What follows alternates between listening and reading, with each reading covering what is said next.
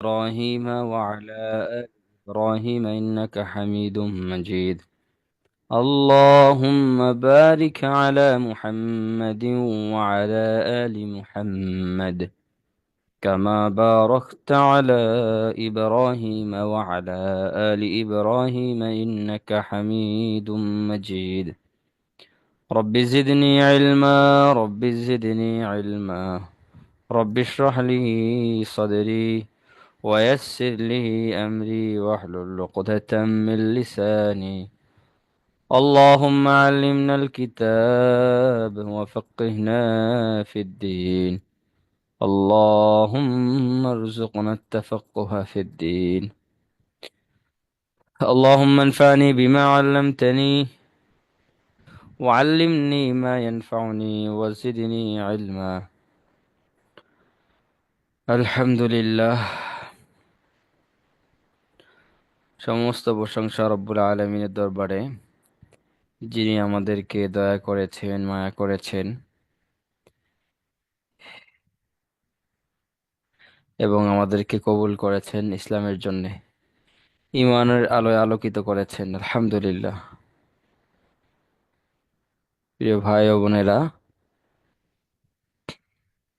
উপস্থিতি একেবারে কমে গেছে।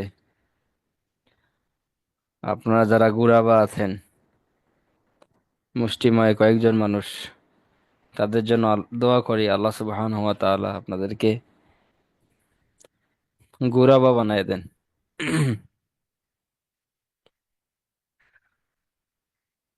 রাসূলুল্লাহ সাল্লাল্লাহু আলাইহি ওয়াসাল্লাম বলেছেন, ফাতুবা লিল গুরাবা, গুরাবাদের জন্য সুসংবাদ।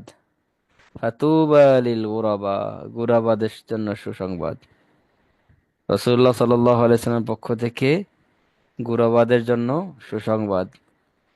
সেই সুসংবাদ আপনারা গ্রহণ করেন, আল্লাহ আপনাদেরকে গুরাবা বানায় দেন। গুরাবা কি? গুরাবা অর্থ, এটা হাদিসে এসেছে, বাদা আল ইসলাম গরিবা, ইসলাম গরিব অবস্থায় বের হয়ে গেছে মক্কার ভূমি থেকে। আল্লাহ,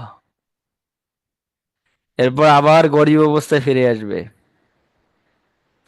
ফাতুবা লিল গুরাবা, আর এই গরিবদের জন্যই সুসংবাদ। এখানে গরিব উদ্দেশ্য না, গুরাবা অর্থ গরিব না।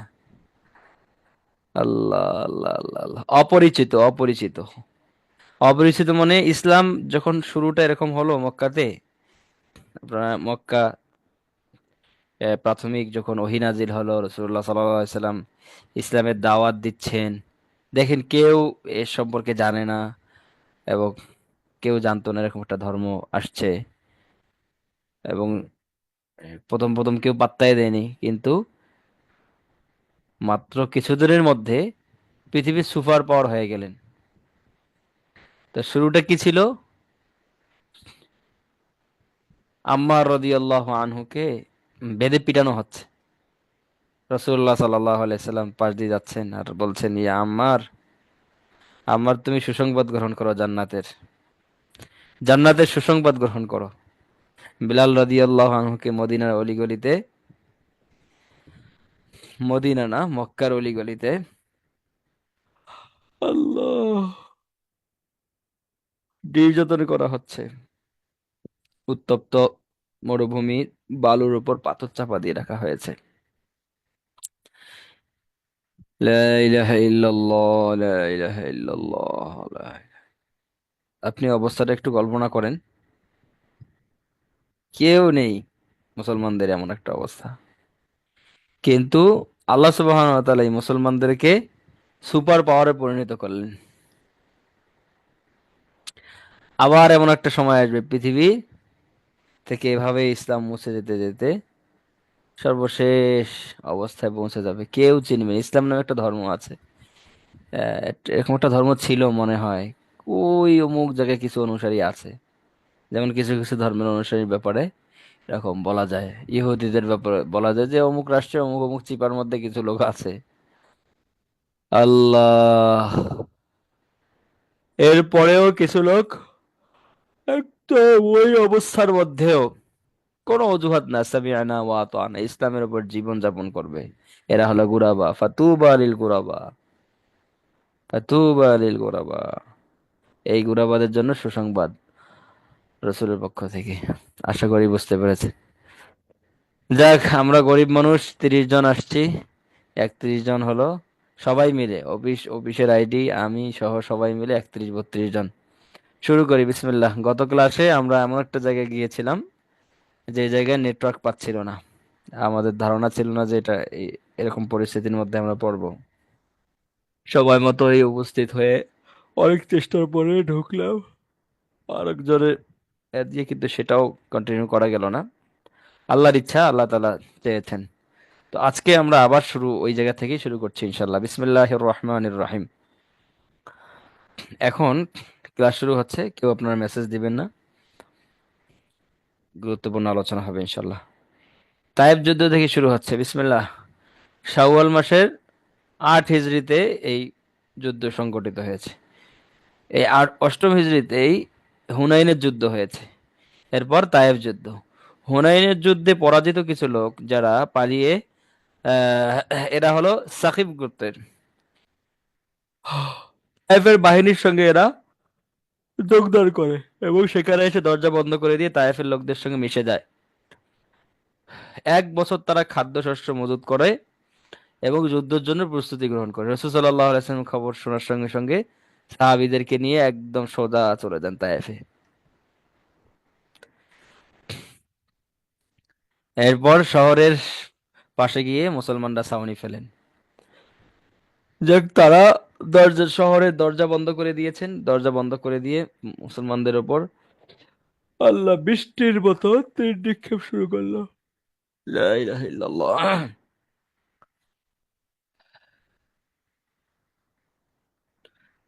তো এতে মুসলমানদের অনেকেই শহীদ হয়ে গেছে। তো মূল পয়েন্টে এখন আলোচনা ঢোকার আগে ঠিক এই জায়গা থেকে একটা আমরা শিক্ষা নেই। সেটা হলো, মুসলমান সেনাপতি মুহাম্মদ সাল্লাল্লাহু আলাইহি সাল্লাম শুনলেন যে মুসলমানদের বিরুদ্ধে তারা ভেতরে ভেতরে কি করছে, যুদ্ধ প্রস্তুতি নিচ্ছে। বলেন তো, এই অপেক্ষায় ছিল আমার ওপর আক্রমণ হোক, এরপরে আমি জবাব দেব, আমরাও প্রস্তুতি নেই, এরকম ছিল না। রাসূলুল্লাহ সাল্লাল্লাহু আলাইহি সাল্লাম সোজা চলে গেছেন। ইসলামে 2 রকম জিহাদ পাওয়া যায়, একটা হলো ইকদামি, আর একটা হলো দিফাই।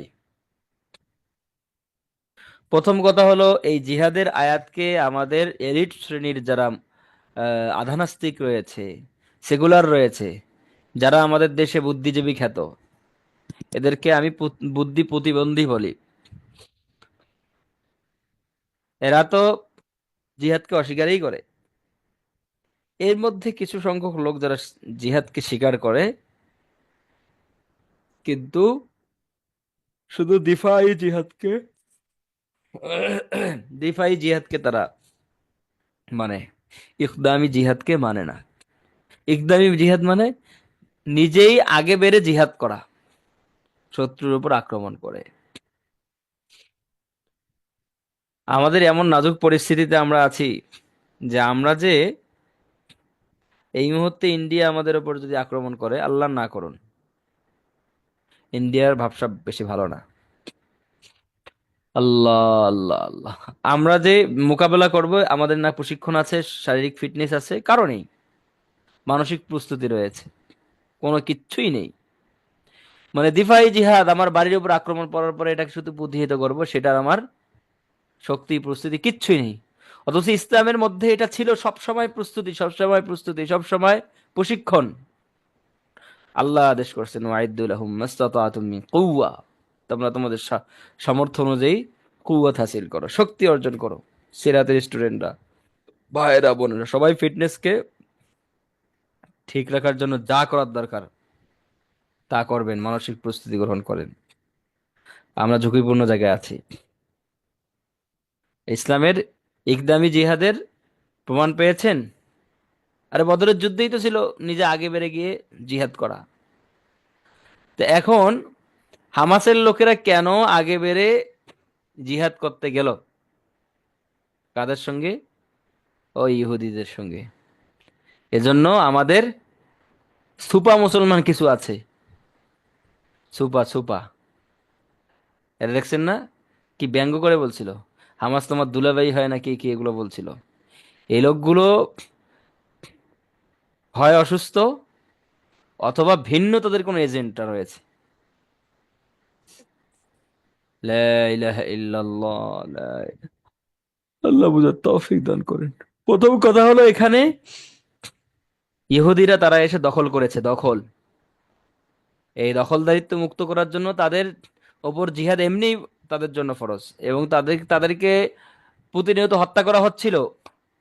হত্যা করা শুধু হচ্ছিল না, তাদের উপর হত্যাযজ্ঞ চাপিয়ে দেওয়া হচ্ছিল প্রতিনিয়ত। তো তারা শুধু এতটুকু করেছে যে তারা একটু সময় নিয়ে, প্রস্তুতি নিয়ে তাদের উপর হামলাটা করেছে, এই এতটুকুই। এর বাইরে কিচ্ছু না। তাদের ইমান, তাদের পুরা শহর বাড়ি সব ধ্বংস হয়ে গেছে, কিন্তু তারা আজও পর্যন্ত স্যালেন্ডার তো দূরের কথা, এখনো বীর দর্পে আছে। আরে তাদের ইমানের সাথে আমাদের কোনো ইমানের তুলনা হয়? যাক, এরা সিরাত পড়ে না। আর আধা নাস্তিক, কোয়ার্টার নাস্তিক, সেকুলার, বাম্বু সেকুলার যা আছে সবাই, এটা আমার পরিভাষা, বাম্বু সেকুলার। এইসব যারা গণতান্ত্রিক রাজনীতি করে সবাই হলো বাম্বু সেকুলার। এটার ব্যাখ্যা পরে শুনে নিন। আল্লাহ, দেখেন, ইসলামে প্রথমে গিয়ে ওনারা রাসূল সাল্লাল্লাহু আলাইহি ওয়াসাল্লাম করেছেন। দেখ, প্রথমে কাহিনী কি হলো, রাসূলুল্লাহ সাল্লাল্লাহু আলাইহি ওয়াসাল্লাম আগে বেড়ে গেলেন। এরপরে 1 মাস পর্যন্ত অবরোধ করে রাখলেন, মুসলমানরা শহীদ হলো। তীর বৃষ্টির মতো এসে তার উপর পড়লো, শহীদ হলো, কিন্তু মুসলমানরা এখান থেকে সরলেন না। এটা এমন যুদ্ধ ছিল, রাসূল সাল্লাল্লাহু আলাইহি ওয়াসাল্লাম সর্বপ্রথম মিনজানিক নামক একটা পাথর নিক্ষেপ করার একটা মেশিন ব্যবহার করেছেন, বা একটা যুদ্ধাস্ত্র ব্যবহার করেছেন। আপনি চিন্তা করেন, আজ থেকে 1500 বছর আগে পাথর নিক্ষেপ, তখন তো বাস এটা ওটা সরাসরি তরবারি দিয়ে কোপাকুপি ছিল। সে সময় এটা আবিষ্কার হয়েছে, মুসলমানরা ব্যবহার করেছে। কই আমরা, আমরা তো কোনো কিছু আবিষ্কার করি না, আমাদের কিচ্ছুই তো নেই। মুসলমানদের কি আছে? একটা 90% মুসলমানের দেশে আমাদের কি আছে? যারাই এখানে রাজনীতি করে, বাম্বু এলিটরা, বাম্বু সেকুলাররা, এরা শুধু নিজেদের ঘর বাড়ি, নিজেদের আখের গোছানোর জন্য থাকে। এরা না দেশ, না মুসলমান, না ইসলামের পক্ষে। এদের কথাবার্তা, এদের চলাফেরা, এদের উঠা বসা দেখলে মনে হয় এরা ইসলাম বিদ্বেষী। ঘুরে ফিরে তো আমরা এদেরকে দিই। এখানে পাওয়া যাবে যে এখানে 30 জন আছে, খুঁজে দেখেন এখানের মধ্যে এই যে 38 জন আছে, 5 জন হলেও লোক বের করা যাবে যারা এখনো বিএনপি কে সাপোর্ট করে, আওয়ামী লীগকে সাপোর্ট করে, জাতীয় পার্টিকে সাপোর্ট করে, গণতান্ত্রিক দলকে সাপোর্ট করে। আল্লাহ তালা আপনাদেরকে হেদায়েত দান করেন। সিরাতের দার্সে বসেছেন, আল্লাহ তালা এই বুঝগুলো দেন, দান করেন। এই বাম্বু এলিটদেরকে পায়ের নিচে পিষে পিষে এদেরকে মেরে ফেলার সময় এসেছে। আমাদেরকে এখন শক্তি অর্জন করার সময় এসেছে। কথাগুলো কঠিন মনে হচ্ছে, কি এগুলো কঠিন না? মুসলমানদের এই উপমহাদেশে সবচেয়ে বেশি ক্ষতি করবে এই বাম্বু এলিটরা। আগামী যে আমাদের আমাদের উপমহাদেশে যে বড় যুদ্ধের দিকে এগিয়ে যাচ্ছে, এটা হবেই। এর সর্বপ্রথম বাধা দিবে এরা। ঠিক আছে, মিনজানিক, মিনজানিক ব্যবহার করা হয়েছে। যাক, রসুল সাল্লাল্লাহু আলাইহি ওয়াসাল্লাম দেখেন, কাফেরদের শক্তি যেন গোড়া থেকে না থাকে, এজন্য তাদের যে শহরের বাইরে আঙ্গুরের যে বাগানগুলো ছিল, রসুল সাল্লাল্লাহু আলাইহি ওয়াসাল্লাম আদেশ করলেন যে এগুলো সব কেটে চূর্ণ বিচূর্ণ করে দাও। মানে এদের অর্থনীতিকে দুর্বল করে দাও, না হলে এরা এরা বশ্যতা স্বীকার করবে না। দেখছেন মুহাম্মদ সাল্লাল্লাহু আলাইহি ওয়াসাল্লাম যাকে বলা হয়েছে রহমতের নবী, কি বলবেন? সেকুলাররা কি বলবে? নাস্তিকরা এই জন্য তো রসুল সাল্লাল্লাহু আলাইহি ওয়াসাল্লামকে উল্টাপাল্টা কথা বলে। মুহাম্মাদুর, আল্লাহ তাআলা রাসূল সাল্লাল্লাহু আলাইহি ওয়াসাল্লাম ব্যাপারে বলছেন, মুহাম্মাদুর রাসূলুল্লাহ ওয়াল্লাযীনা মাআহু আশিদ্দাউ আলাল কুফার। কাফেরদের ব্যাপারে কঠিন না, শুধু কঠিন না, সবচেয়ে বেশি কঠিন। আর আমরা আজও পর্যন্ত, আজও পর্যন্ত আমরা এত বেহায়া জাতি, এত বেহায়া জাতি যে আমরা আজও পর্যন্ত বিকাশটাকে বর্জন করতে পারি না। এই বিকাশ দিয়ে আমরা আমাদের ভাইদেরকে টাকা পাঠাই ফিলিস্তিনে। আমার থেকে নির্বোধ, আমার থেকে নির্বোধ আর কোনো ব্যক্তি আছে নাকি? কেন এই বিকাশ দিয়ে যখন আমি টাকা পাঠাচ্ছি, একটা অংশ তো তাদের কাছেই যাচ্ছে। এরাই তো আমাদের ভাইদের বিরুদ্ধে অস্ত্র পাচার করছে, অস্ত্র এবং অর্থ তারা যোগান দিচ্ছে।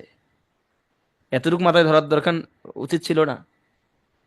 আমরা তো গিয়ে গিয়ে একদম অফিসিয়াল ভাবে যে আপনাদের আমরা বিকাশ ব্যবহার করবো না। কেন আপনারা আপনারা মুসলমানদের বিরুদ্ধে আপনারা সবসময় অবস্থান নেন, এবং আপনাদের কোম্পানি আমরা একদম স্পষ্ট আমরা অফিসিয়ালি গিয়ে বন্ধ করে দিয়েছি।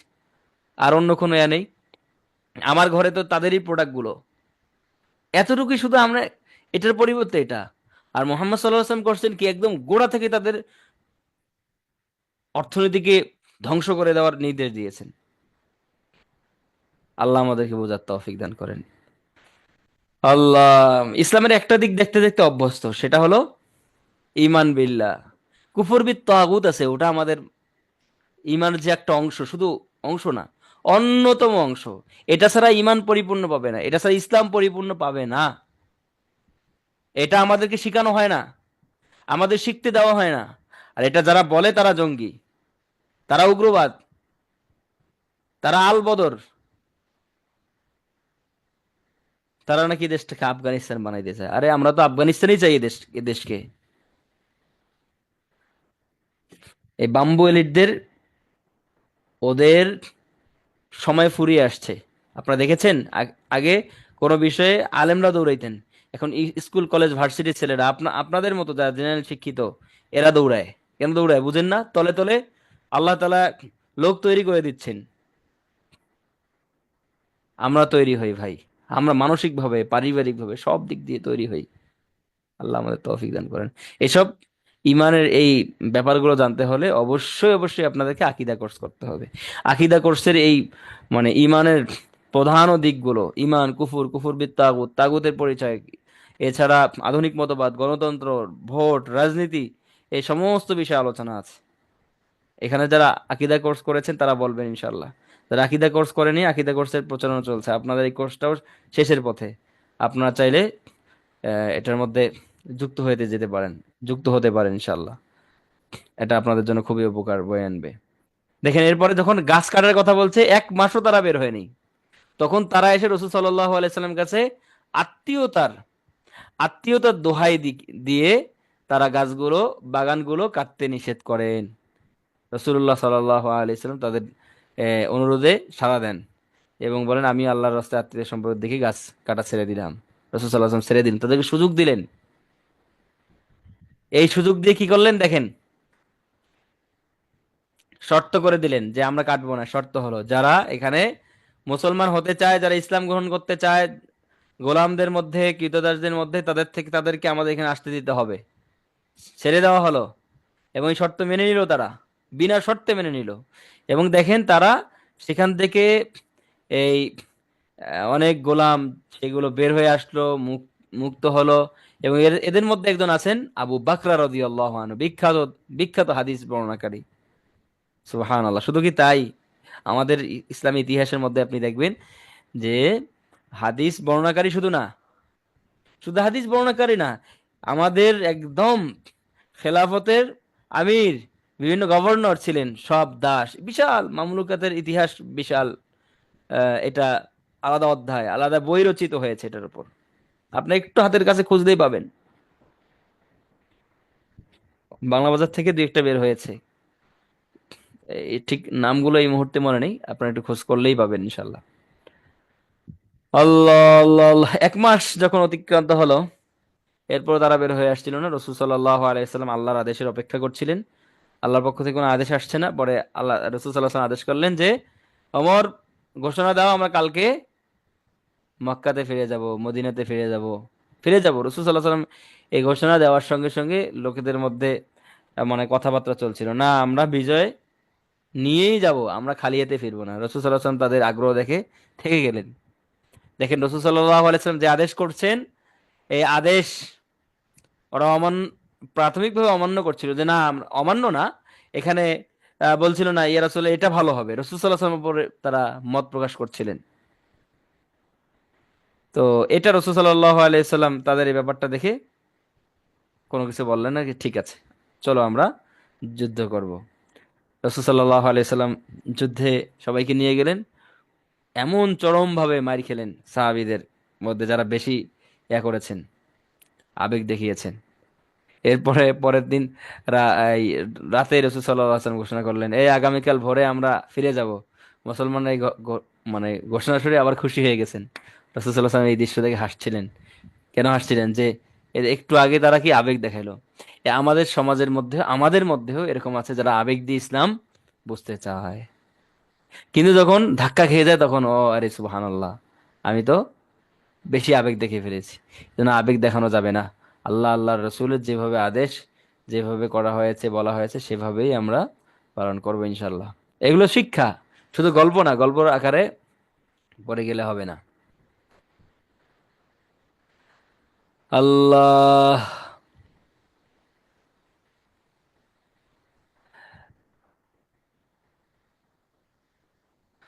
আচ্ছা, এর আগের যুদ্ধ ছিল হুনাইনের যুদ্ধ। আল্লাহ রসুল সাল্লাহ আলাইসাল্লাম হুনাইনের যুদ্ধ থেকে, তো এটা এরপরে এই যুদ্ধে আসলেন। হুনাইনের যুদ্ধে এখান থেকে এসে হুনাইনের যুদ্ধে যে গোলামবাদীরা ছিল, যুদ্ধলব্ধ ছিল, তাদের নিয়ে জিরানায়, জিরান অবস্থান করেন এবং হাওয়াজিন গোত্রকে 10-20 দিনের মধ্যে ইসলাম গ্রহণের জন্য তার খেদমতে হাজির হওয়ার মওকা দেন। এই আসার পথে হাওয়াজিন গোত্র ছিল। রাসূল সাল্লাল্লাহু আলাইহি সাল্লাম চিন্তা করলেন যেহেতু যাচ্ছে এদেরকে একটা দৌড়ানি দেই। দেখছেন ইসলাম কি সুপার পাওয়ার সামনে আসছে। পৃথিবীর সুপার পাওয়ার যাদেরকে দেখলে পুরো আরব বিশ্ব কেঁপে উঠতো, তাদেরকে পর্যন্ত ইসলাম একদম জায়গায় গিয়ে পিষ্ট করে দিয়ে এসেছেন। ইসলামে এত শক্তিশালী আস্তে আস্তে হয়েছে, আল্লাহ তাআলা করেছেন। আমরা সেই সিরাতের সেই পথের কথা পড়ছি, সেই পথেই আজও পর্যন্ত বিজয় আসবে। সেই পথে না হেঁটে আমরা গণতন্ত্রের পথে হাঁটছি। ধিক এই মুসলমান এবং এই জাতির ওপর। এত বড় একটা জুলাই বিপ্লব হলো, কিছু মানুষ তো প্রকাশ্যে শরিয়া আইনের কথা বলার দরকার ছিল। সব, যত এলিট শ্রেণী আছে, যত রাজনৈতিক দল আছে, একদম বাম সাম যা আছে সব, ভেতর বাহিরে, সাংবাদিক থেকে যা কিছু আছে সব হলো এই সুপার সুপার মার্কা। একজনও বলল না। আমরা যারা বাহির থেকে খেলাফত শরিয়া আইনের কথা বলছি, আমাদেরকে হেসে জঙ্গি এটা ওটা দিচ্ছে। আপনাদের মধ্যে প্রস্তুত হন। আমাদের যুদ্ধটা অনেক কৌশলী এবং অনেক দীর্ঘ। আমাদেরকে একদম এই জজ, আদালত পাড়া, রাজনৈতিক দল, সব জায়গা থেকে আমাদের লোক তৈরি করতে হবে। ব্যাপকভাবে জিহাদ এবং ব্যাপকভাবে শরিয়া আইনের দাওয়াত দিতে হবে। সারা জীবন তো নামাজের কথা বললাম তাবলিগে, সারা জীবন তো তাজকিয়ার কথা বললাম, এগুলো চলুক, সঙ্গে সঙ্গে এখন শরিয়া আইনের কথাও বলি। এই যে একটা জুলাই অভ্যুত্থানের মধ্য দিয়ে যে সুযোগটা এসেছে, এখনো যদি এই শব্দগুলোকে জিহাদ, জিহাদ ফি সাবিলিল্লাহ, শরিয়া আইন, কিতাল ফি সাবিলিল্লাহ, হুদুদ, কিসাস, জামা, ইমারা, এখনো যদি আমরা না বলি, তাহলে এরপরে এমন ফেসিস্ট আল্লাহ তাআলা নিয়ে আসবেন, পুরো প্রত্যেকটা জায়গা হবে আয়নাঘর। আমাদের নিজেদের ঘরও হবে আয়নাঘর, যদি এটাকে সুযোগ কাজে না লাগাই। লা ইলাহা ইল্লাল্লাহ। তো রাসূল সাল্লাল্লাহু আলাইহি ওয়াসাল্লাম এখানে তাদেরকে সুযোগ দিলেন 10-20 দিনের মধ্যে ইসলাম গ্রহণের। এরপর তিনি যুদ্ধলব্ধ সম্পদ বন্টন করা শুরু করলেন। এখানে যেটা করেছেন রাসূল সাল্লাল্লাহু আলাইহি ওয়াসাল্লাম, নও মুসলিম যেগুলো হয়েছে, যারা ইসলামের প্রভাব দেখে যে ইসলাম গ্রহণ আমাদের করতেই হবে, ইসলাম প্রভাব দেখে তারা ইসলাম গ্রহণ করছেন। তো রাসূল সাল্লাল্লাহু আলাইহি ওয়াসাল্লাম আবু সুফিয়ান, এই যে আবু সুফিয়ান রাদিয়াল্লাহু আনহু কখন ইসলাম গ্রহণ করলেন? অষ্টম হিজরিতে। তো এটা তো অষ্টম হিজরির ঘটনা। এই যে মক্কা বিজয়, মক্কা বিজয় অষ্টম হিজরি। মক্কা বিজয় পরে হুনাইনের যুদ্ধ, হুনাইনের যুদ্ধের পরে তায়েফের যুদ্ধ, এরপর হুনাইনের যুদ্ধের যে ইয়া হচ্ছে। তো আবু সুফিয়ান রাদিয়াল্লাহু আনহু এবং তার দুই পুত্র মুয়াবিয়া রাদিয়াল্লাহু আনহু, এরকম যারা আছেন, মক্কার নতুন নতুন ইসলামে গ্রহণ এসেছেন, যারা এতদিন ইসলামের বিরুদ্ধে ছিলেন, তারা ইসলামের প্রভাব প্রতিপত্তি এবং নিজেকে যান বাঁচানোর জন্যও কি করেছেন? ইসলাম গ্রহণ করেছেন। তাদের প্রতি ইসলামের সৌন্দর্য প্রদর্শনের জন্য রাসূলুল্লাহ সাল্লাল্লাহু আলাইহি সাল্লাম একবারে দিল খুলে তাদেরকে দিয়ে দিলেন। আর রাসূল সাল্লাল্লাহু আলাইহি সাল্লামের কাছ থেকে যারা শিক্ষা লাভ করেছেন আনসার এবং মুহাজির, তাদেরকে সামান্য একে নামে মাত্র টুক টুক করে বন্টন করে দিলেন। এতে কারো কারো মন খারাপ হয়ে গেল। আল্লাহ, আল্লাহ, আল্লাহ, আল্লাহ, শুধু মন খারাপ না, এদের মধ্যে আনসার যুবকদের মধ্যে প্রেরণা আছে, যুবকদের মধ্যে আবার প্রতিক্রিয়া আছে। দেখেন না মাহফুজ আলমরে কালকে কি দিয়ে বোতল দিয়ে মারছে ঢেল, একটু কম বেশি। এই যে বেটা, এই এই এলিট ফকিন্নি, এ লেখাপড়ার টাকা পেত না। ফকিন্নি এখন ভাব ধরছে কি রকম, এদেশে রাজনীতি যারা দেয় তারা এরকম, এই ফকিন্নি গুলো সবাই এরকম এলিট ভাব ধরে। দেখছেন যুবকদের মধ্যে কি বিরূপ প্রতিক্রিয়া, একদম জায়গায় ঢেল দিয়ে দিছেন। আদালত পাড়ায় এক একজন করে মানে পিডা একদম মোটামুটি বারো অবস্থা করে দিতেন। এখন তো আদালতে মোটামুটি অবস্থা হয়েছে। এগুলো সিরাতের সঙ্গে মিলায় দেখেন, মিলছে সবগুলো। এই বিরূপ প্রতিক্রিয়া আসা, এটা যুবকদের যৌবনের একটা, বা যৌবনের যে উচ্ছলতা রয়েছে সেটার প্রমাণ। মুরব্বীরা যাদের বয়স হয়েছে তারা যে কোনো বিষয় মানে মুহূর্তের মধ্যে বিরূপ প্রতিক্রিয়া দেখে না, তারা ভাবে বুঝে আকপিস বোঝার চেষ্টা করে, কিন্তু যুবকরা বুঝতে চায় না। বলল, বলা হলো যে রাজাকারের বাচ্চারা কি পাবে, বাস তুমি কে আমি কে, রাজাকার রাজাকার, এক স্লোগানে লাশের পর লাশ পড়লো, কিন্তু তারা লাশের ওপর দাঁড়িয়ে এই ফ্যাসিস্টকে তারা তাড়িয়ে দিল। খালি তাড়ানো না, একদম দল নিষিদ্ধের জন্যও দেখেন না কতদিন অবস্থান করলো। এই যে বিরূপ প্রতিক্রিয়া, এটা যুবকদের মধ্যে আছে, কিন্তু এটাকে নিয়ন্ত্রণ করতে হবে, এটা সিরাতের শিক্ষা। দেখেন রসুল্লাহ সাল্লাহ আলাইসাল্লামের ব্যাপারে তারা কানাঘুষা শুরু করে দিলেন। রসুল সাল্লাম টের পেয়ে, দেখেন নেতা কাকে বলে, রসুল সাল্লাম টের পাওয়ার সঙ্গে সঙ্গে তারা তাদের সকলকে এক জায়গায় একত্র করলেন, তাদের সামনে এমন এক ভাষণ দিলেন। হ্যাঁ, সেই ভাষণে কি কি বললেন দেখেন, আমি কি তোমাদের কাছে এই অবস্থায় আসিনি যে তোমরা গোমরাহ পথভ্রষ্ট ছিলে, আল্লাহ অতঃপর আল্লাহ আমার মাধ্যমে তোমাদেরকে হৃদায়ত দান করলেন। তোমরা গরিব ও দরিদ্র ছিলে, আল্লাহ তাআলা আমার মাধ্যমে তোমাদেরকে ধনী ও সম্পদশালী বানালেন। তোমরা একে অপরের শত্রু ছিলে, আল্লাহ তাআলা আমার মাধ্যমে তোমাদের ভাঙ্গা হৃদয়গুলো জোড়া রাখলেন। দেখেছেন নেতা কাকে বলে, মানে মুহূর্তের মধ্যে তার কর্মীকে কন্ট্রোল করার যোগ্যতা, তাদের অতীতকে স্মরণ করে দেয়া। কারণ অতীতের কাছে মানুষ সবাই ধরা, অতীতের কাছে সবাই ধরা। সকলে জবাব দিল আল্লাহ আর রসুল সাল্লাহ সাল্লামের দয়া অনুগ্রহ সবচেয়ে বেশি। এরপর তারা চুপ করলেন। দেখেন চুপ করছেন স্বাভাবিকভাবে, কিন্তু তাদের হৃদয় এখনো বদ্ধমূল হয়নি, রসুল বুঝতে পেরেছেন। তিনি আবার বললেন, ওহে আনসার, তোমরা কি আমার এই প্রশ্নের উত্তর দিবে?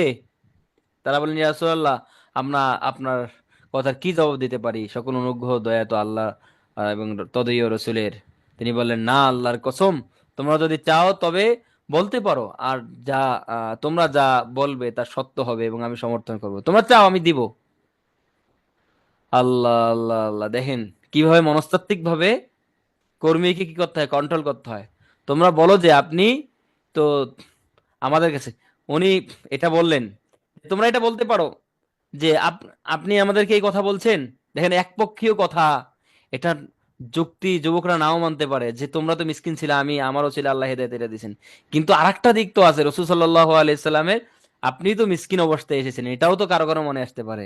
রসুল সাল্লাল্লাহু আলাইহি সাল্লাম এটা বলছে যে হ্যাঁ, তোমরা এটা বলতে পারো যে আপনি তো আমাদের কাছে এসেছিলেন এমন অবস্থায় যে আপনাকে মিথ্যা প্রতিপন্ন করা হয়েছিল। সে সময় আমরা আপনাকে সত্য বলে মেনে নিয়েছি, আপনাকে সমর্থন করেছি, সবাই আপনাকে পরিত্যাগ করেছিল, আমরা আপনাকে সাহায্য করেছি।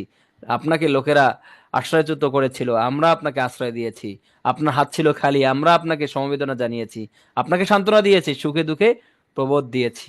দেখছেন দ্বিতীয় দিকটাও তুলে ধরলেন যে এটা তোমরা বলতে পারো। এরপর তিনি তাদের তাদের দিকে ফিরে এমন কিছু কথা বললেন যার ভেতর গৌরব ও আস্থা ছিল। দেখছেন যে এই দিকটা যুবকরা, যুবকরা কিন্তু যুক্তি শুধু দিলে হবে না, এদেরকে সব রকম ওদের প্রশ্ন এবং দিলে আশ্বস্ত হওয়ার জন্য যা করার দরকার, একজন নেতার এরকম গুণ থাকার দরকার। রসুল সাল্লাহ আলাইসাল্লাম সেটাও, এই দিকটাও তুলে ধরলেন। এরপর দেখেন রসুল সাল্লাহ আলাইসাল্লাম বললেন, এরপর আহ, তিনি বললেন, ওহে আনসার সম্প্রদায়, দুনিয়া দুনিয়ার কয়েকদিনে হাসি খুশির নিমিত্ত তাদের হৃদয় বলকে প্রশমিত করার জন্য তাদের কিছু দিয়েছি যাতে তারা ইসলামের উপর দৃঢ়পদ থাকে। তোমাদেরকে ইসলামে তোমাদের গভীর আস্থার উপর ছেড়ে দিয়েছিলাম। এখন তোমাদের মনে আমার সম্পর্কে নানা কথার উদ্ভব ঘটেছে।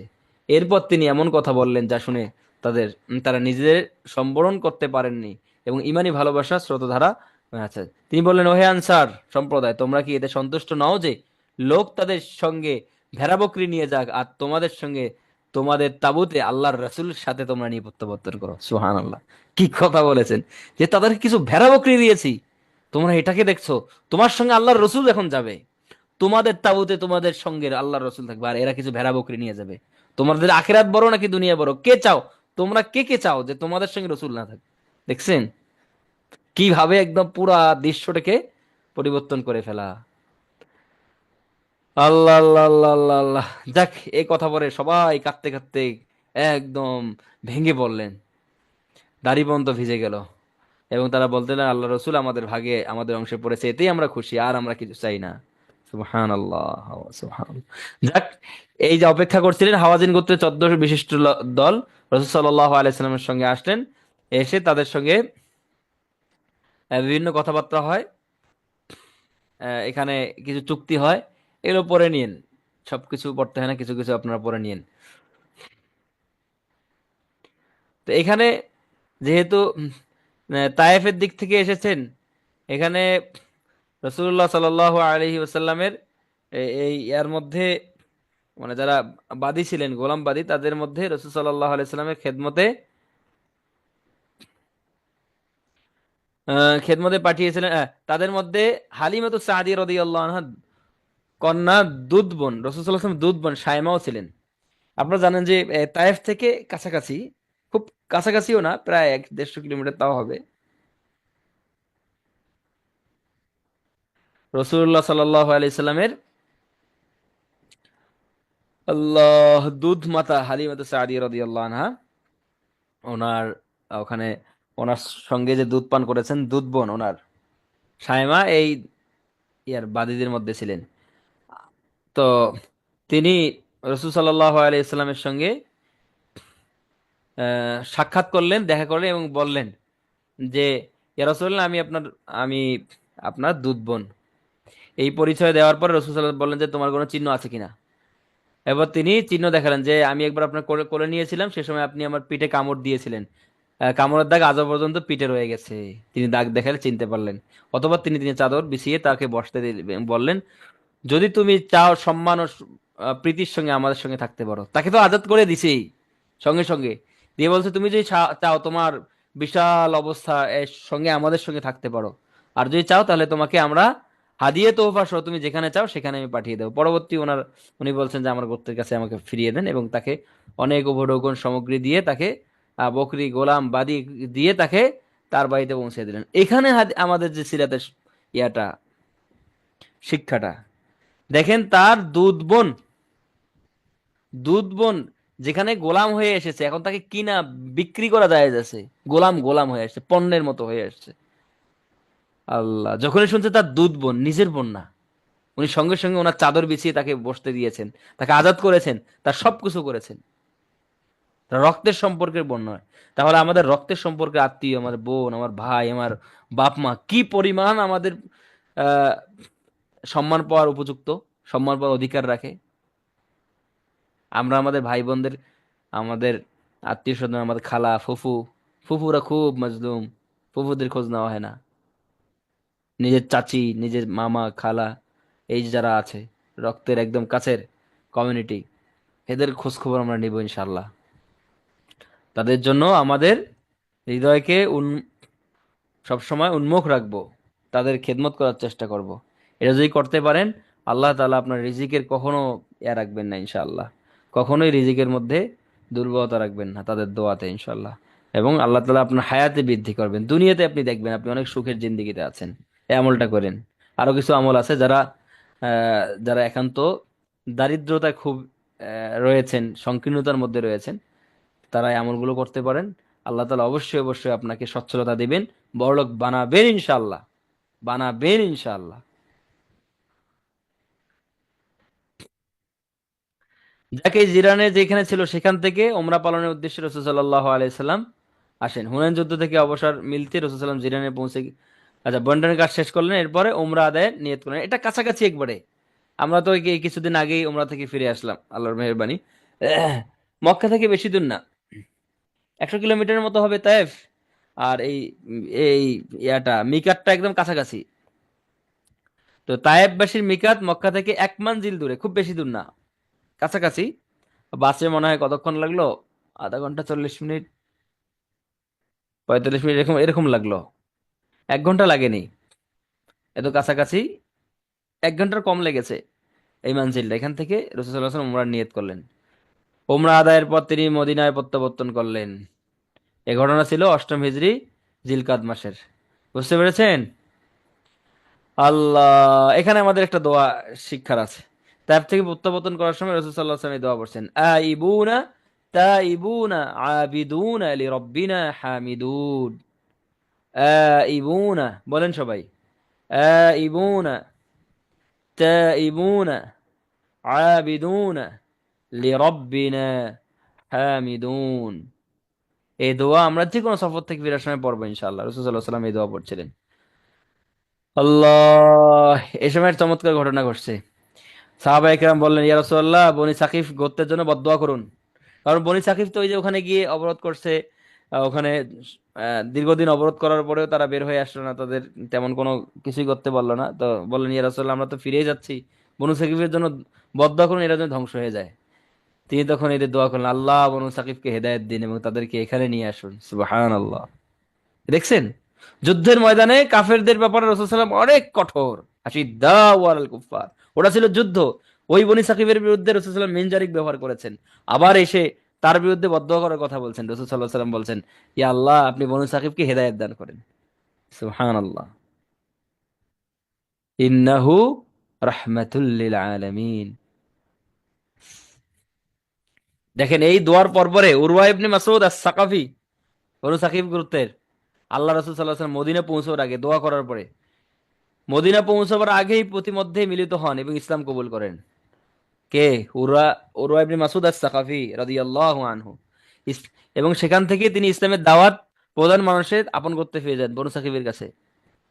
তাকে তার গোত্রে খুবই সম্মান ও শ্রদ্ধার সঙ্গে দেখা হতো, এত সম্মানিত ব্যক্তি। আল্লাহ আল্লাহ আল্লাহ আল্লাহ। উনি যে ইসলামের ঘোষণা দেওয়ার সঙ্গে সঙ্গে ওনাকে একদম শহীদ করে ফেলা হয়। তার শাহাদাতের পর সাকিব গোত্রের কয়েক মাস অবধি অপেক্ষা করে, তারপর নিজের মধ্যে পরামর্শ স্থির করে আরো কয়েক মাস মানে তারা আহ, যখন তাকে হত্যা করছে, করার পর তাদের মধ্যে তৈরি হয়েছে, আহ, নিজের মধ্যে ভয় তৈরি হয়েছে যে আমরা তো একজন মুসলমানকে হত্যা করলাম, না জানি আবার রসুল সাল্লাহ আলাইসালাম আমাদের বিরুদ্ধে আবার বড় কোনো পদক্ষেপ নেয়। দেখছেন কি ভয় তাদের। তারপর তারা পরামর্শ স্থির করে সমগ্র আরব জাতি ইসলাম কবুল পূর্বক রসুল সাল্লাহ সাল্লামে আত্মসমর্পণ করে, যে রসুল সাল্লাহ সাল্লামের কাছে আসি, রসুল্লাহ আমরা ইসলাম গ্রহণ করবো যদি আরববাসী আত্মসমর্পণ করে। এক্ষেত্রে আমাদের কোনো গোটা আরবের বিপক্ষে লড়াই করার মতো কোনো শক্তি নেই। অতএব ওনাদের আসলে ইসলামটা তাদের কাছে ব্যাপক ছিল না। উনি বলছেন যে আমরা, এদিকে পরাশক্তি রয়েছে রোম পারস্য, এদিকে মুসলমানরা বিশাল, এখন আমরা এদিকে গেলে মুসলমানরা আমাদের আক্রমণ, ওইদিকে গেলে ওরা আক্রমণ করে। তো আমরা মুসলমানই হব, আমাদের ইসলামই ভালো লেগেছে, তবে আমাদের যখন এই মুসলমানরা শক্তিশালী হবে, তাদের বিরুদ্ধে লড়াই করবে এবং মুসলমানরা শক্তিশালী হবে। আল্লাহ। এরপর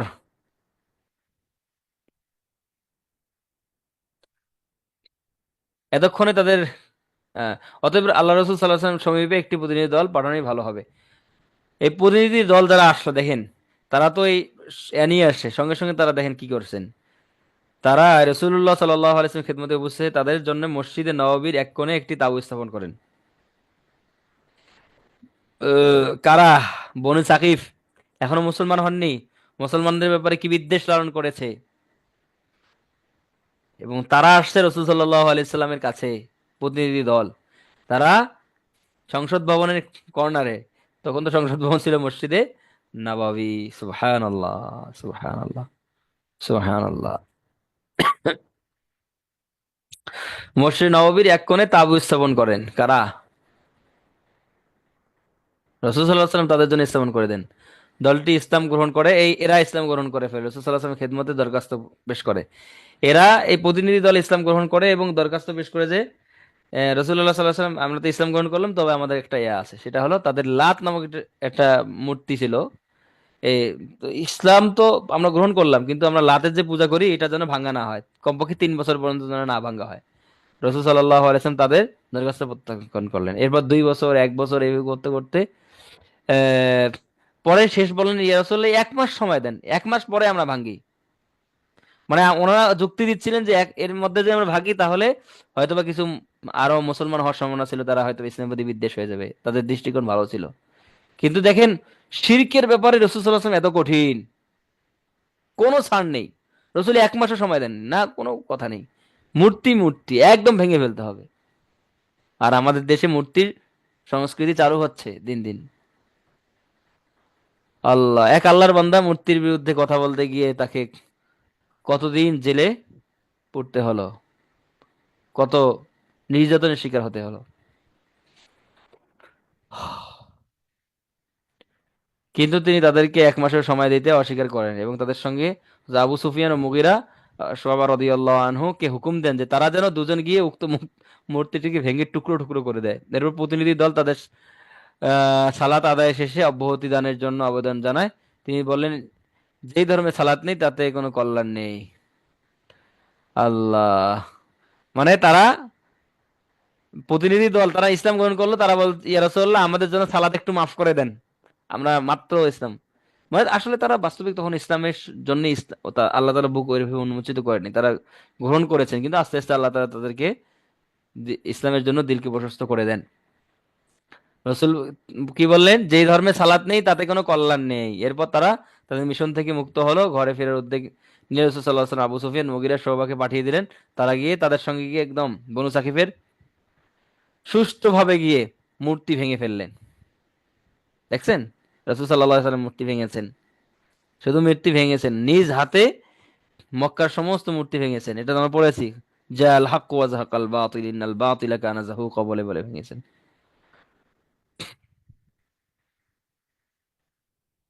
তায়েফ থেকে প্রত্যাবর্তন করতেই উনি এসে এই মদিনাতে অবস্থান করতে আরবের প্রখ্যাত কবি জুহাইর ইবনে আবি সুলাইম পুত্র প্রখ্যাত কবি কাব ইবনে জুহাইর পবিত্র রাসূল সাল্লাল্লাহু আলাইহি ওয়াসাল্লামের পবিত্র খেদমতে হাজির হন। এই হযরত যে উপস্থিত হয়েছেন, উনি দেখছেন যে আসলে এখন ইসলাম গ্রহণ ছাড়া কোনো উপায় নেই, একদম আরব বিশ্ব সবাই ইসলাম গ্রহণ করছে, এবং সে তো রাসূল সাল্লাল্লাহু আলাইহি ওয়াসাল্লামকে কষ্ট দিত বিভিন্ন কবিতা লেখার মাধ্যমে। তো তাকে পরামর্শ দেওয়া হয়, তুমি রাসূল সাল্লাল্লাহু আলাইহি ওয়াসাল্লামের কাছে গিয়ে লজ্জিত হও, অনুতপ্ত হয়ে রাসূলের খেদমতে উপস্থিত হয়ে তুমি ভুল স্বীকার করো এবং ইসলাম গ্রহণ করো, তাহলে তোমার একটা ব্যবস্থা হবে। এই আল্লাহর বান্দা কি কাজ করছে দেখছেন, উনি তো আসছেন, সঙ্গে সঙ্গে রসুল সাল্লাহ আলাইস্লামের দরবারে এসে রসুলের ব্যাপারে এত সুন্দর কবিতা আবৃত্তি করছেন। এই যে এখানে খালি 2 লাইন 2 লাইন 4 লাইন নিয়ে এসছে। আমি এই কবিতাটা খুঁজে দেখলাম 113 লাইন। 113 লাইন মানে কি, সুবহানাল্লাহ! না হোক 1 ঘন্টা লাগছে এই কবিতা শোনাতে। রসুল্লাহ সাল্লাম এই যে আল্লাহর বান্দা কবিতা শুনে তাকে কি করছেন দেখেন। আল্লাহ আল্লাহ,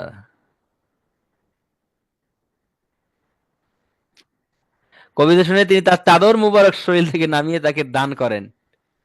সে ছিল কাফের, সে জীবনে ভয় করছিল। তো যারা কবিতা জানেন, যারা কণ্ঠ আছে, যাদের যে যোগ্যতা আছে, সেই যোগ্যতাকে ইসলামের জন্য কাজে লাগানো, এটা একটা। যারা যেটা বলেন, গ্রাফিক ডিজাইনার, আপনি আপনি সুন্দর সুন্দর এমন কিছু মনোমুগ্ধকর পিকচার তৈরি করেন যেন এটা হয়, মানুষের কে আকর্ষিত করে। আপনি আর্ট করতে পারেন, আর্ট করেন, আপনি কণ্ঠ আপনার, আপনার এই বক্তৃতার যোগ্যতা আছে, আপনি ইসলামের পক্ষে গর্জে উঠেন না আর একবার। প্রত্যেকের জায়গা জায়গা থেকে ইসলামকে আমরা নিয়ে চলি, আগাই, এটাই আমার সিরাতের শিক্ষা। আমরা ইসলামকে এগিয়ে নিয়ে যাওয়ার চেষ্টা করবো তো ইনশাল্লাহ। প্রিয় ভাই ও বোনেরা, তাবুক যুদ্ধ এখানে থেকে আমরা পরের ক্লাস থেকে পড়বো ইনশাল্লাহ, কারণ এখানে শুরু করলে এখানে ভূমিকা সহ সময় লাগবে, আর অনেক সময় হয়ে গেছে, আপনাদের সাথে একটু গল্প করার দরকার। আশা করি আপনারা সিরাতের শিক্ষাগুলো কাজে লাগাচ্ছেন। মোহাম্মদ রাফি হাত তুলেছেন, আমরা তাকে একটু সুযোগ দিতে চাই। উনি কি বলতে চান একটু আমরা শুনি। মোহাম্মদ রাফি আছেন আপনি? এ আল্লাহর বান্দা, হাত তুলে কই গেছেন? আছেন? ওস্তাদ আসসালামু আলাইকুম। ওয়ালাইকুম আসসালাম। আমি যে পড়ালাম এবং সিরাতের সঙ্গে যে মিলিয়ে মিলিয়ে আমাদের যুগকে পড়ালাম, এগুলো কি বুঝে আসে, মাথায় ধরে? জি ওস্তাদ। আচ্ছা আচ্ছা। এভাবে সিরাতকে প্রতিটা লাইন লাইন প্রথমে বোঝা এবং মিলিয়ে নেয়া, এটাই সিরাতের ক্লাসের উদ্দেশ্য। এছাড়া তো আপনারা নিজেরাও পড়ে নিতে পারেন একটা বাংলা বই হিসাবে। কিন্তু জি ওস্তাদ। যখন এটা আপনারা বুঝবেন ভালো করে, আহ আল্লাহ আল্লাহ আল্লাহ আল্লাহ আল্লাহ আল্লাহ আল্লাহ। জি ঠিক আছে। আপনাদের ক্লাস সম্পর্কে আর কারো কোনো বিষয় জানা বা কোনো বিষয় বলার আছে কিনা? মোহাম্মদ ওমর ফারুক হাত তুলেছেন। জি। রাফি আহমদ, আপনি করেন, এই মিউট হয়ে যান, আপনার ওখান থেকে আওয়াজ আসছে। জি ঠিক আছে ওস্তাদ। আসসালামু আলাইকুম রহমতুল্লাহ। ওয়ালাইকুম আসসালাম রহমতুল্লাহ। জি মোহতারাম ওমর ফারুক ভাই, জি বলেন। জি উস্তাদ, এই যুদ্ধের ময়দানে দয়া প্রদর্শনে এখানে শেষ লাইনটা যেটা ছিল, একটু যদি ওখানে যান। আচ্ছা একটু দেখছি।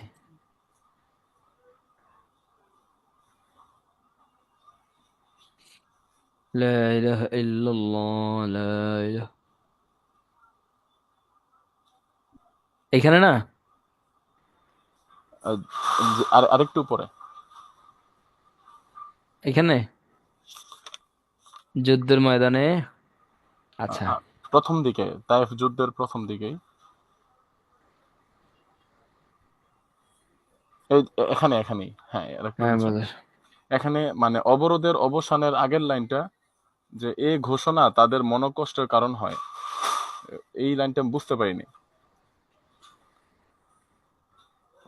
এইটা। জি জি জি। মানে যে জিম্মা, মানে একজন জিম্মাদারি মুসলমানদের মধ্য থেকে একজনের আন্ডারে কয়েকজন করে দেন, মানে জিম্মাদারি করে দেন খানাপিনার। পরের লাইনটা এ ঘোষণা তাদের খুব মনোকষ্টের কারণ হয়। এই বিষয়টা বুঝতে পারলাম না এটা, এই আচ্ছা ঘোষণাটা। আচ্ছা, একটু দেখছি। 2 নম্বর জাদুল মাদ।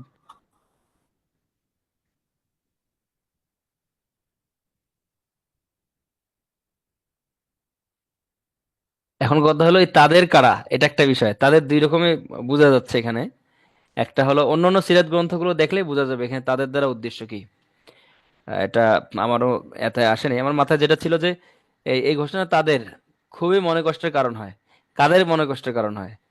এই যারা আহ, কই গেল?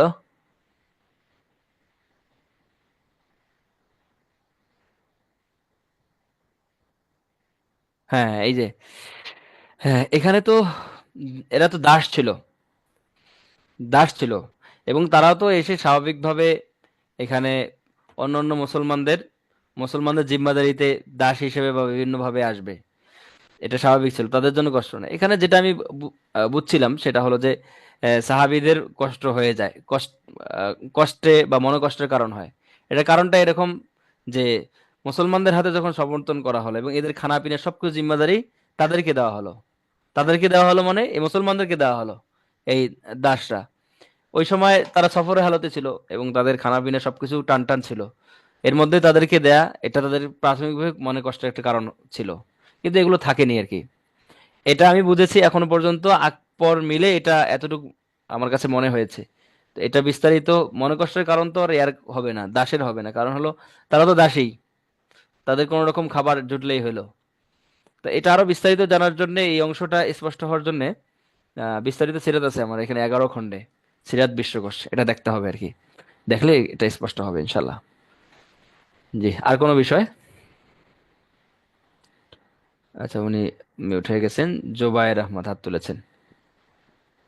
আসসালামু আলাইকুম। ওয়ালাইকুম আসসালাম রহমতুল্লাহ। জি পড়া ওস্তাদ, সংশ্লিষ্ট বিষয়গুলো বলেন ইনশাল্লাহ, আর এমনি গল্প হলে আমরা 2 মিনিট পর আমাদের সবাইকে হচ্ছে মানে পুরা বইটা শেষ করা হবে, মানে হচ্ছে 533 পেজ পর্যন্ত কি পড়ানো হবে? দেখি কতটুকু পড়ানো যায়। আহ, মানে এই মাসে কি শেষ হয়ে যাবে পড়া আমাদের? দেখি কতদিন লাগে। কেন, আপনার কোনো প্ল্যান আছে নাকি? না, তো জিজ্ঞাসা করছি ওস্তাদ। ও আচ্ছা আচ্ছা। এমনি পরীক্ষা এই হবে কিনা। এই বই শেষ করা, তারপরে পরীক্ষা প্ল্যান, এগুলো সবগুলো ইয়ামিন ভাই আর আবু তোহা আদনান ভাই সহ ওনারা করেন। ওনারা করেন, আমাদেরকে শুধু, আমরা তো গবেষণামূলক কাজে সবসময় ব্যস্ত থাকি, আমাদেরকে শুধু শিডিউল দেওয়া হয় যে আপনার অমুক দিন ক্লাস আছে এই জায়গা থেকে এই জায়গা, এতটুকু আমরা করে দেই, বাকি সবগুলো শিডিউল আমাদেরকে শুধু প্রস্তুত করে দেয়। আমাদেরকে বাড়তি কোনো বিষয়ে আমাদের মাথায় দেওয়া হয় না, কারণ সবসময় এটা নিয়ে আমরা পড়ে থাকি। বুঝতে পেরেছেন? এটা সময় হলে আপনারা জানতে পারবেন, ভাই আমিন ভাইকে আপনারা জিজ্ঞেস করতে পারেন। তো ঠিক আছে, জাজাকুমুল্লাহ। আমি শেয়ারটা অফ করি, রেকর্ডটা বন্ধ করি, আর এমনি আপনাদের সঙ্গে একটু